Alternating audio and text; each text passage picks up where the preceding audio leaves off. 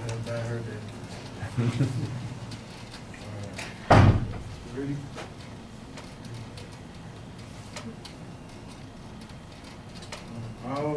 All people have the right to stupidity, but some abuse the privilege to knowledge talks and wisdom. That means, like, you know what I'm saying? We seek only to be heard instead of understanding what matters the most. That goes on in life, right?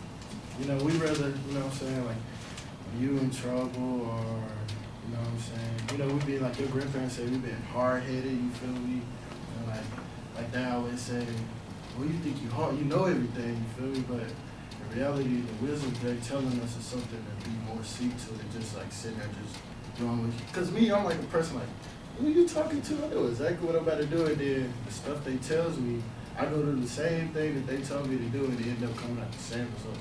Sometimes we need to just, you know what I'm saying, get in the passenger side and just chill and relax and let the road just keep going.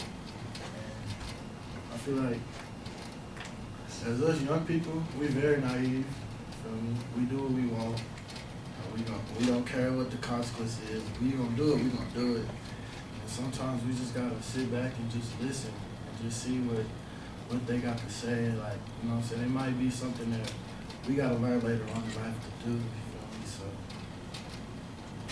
in conclusion, I believe that we should stop being naive and listen to what our loved ones say. Let the wisdom flow through our body and enjoy life.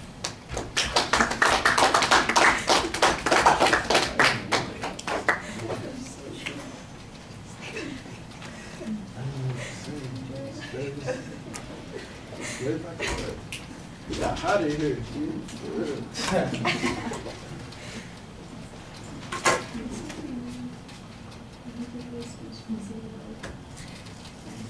I thought that was some envoy. Yes.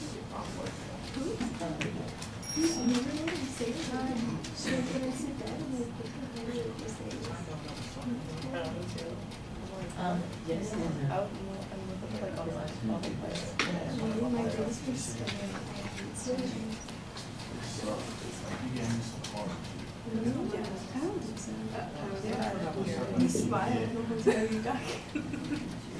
You're like, that's like going.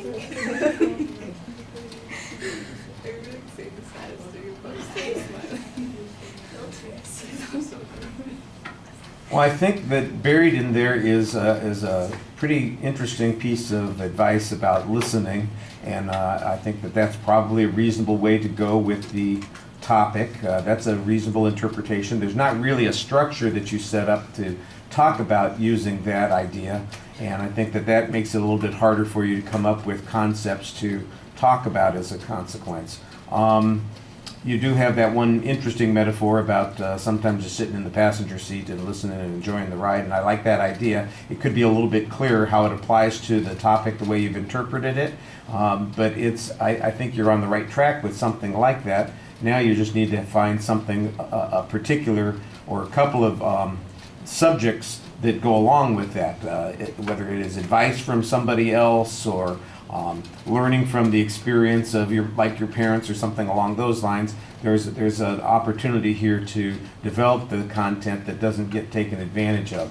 The presentation issues, your voice is very quiet at the beginning. It was hard to hear what you were saying, and sometimes it's also difficult to make out the enunciation also. So that's a tough combination at the beginning. I thought you got better as you were speaking, but then you kind of drop back into it at the end of the speech, like you have lost interest in what you're saying, you're uncertain about where to go, and maybe the best way to do this is to disappear by reducing your voice and kind of muttering to yourself instead of talking to us. And I think that's the wrong direction for a presentation like this. You need to be engaged with us. I thought you were relaxed for the most part while you were speaking, although there is some kind of shaky twisting thing that you do at one point that was, kind of like when a dog shakes off the water, when they get wet. You kind of did this funny little thing at one point.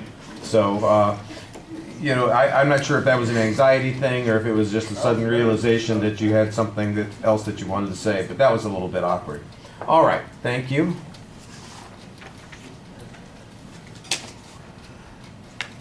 Amanda, we've got some topics for you.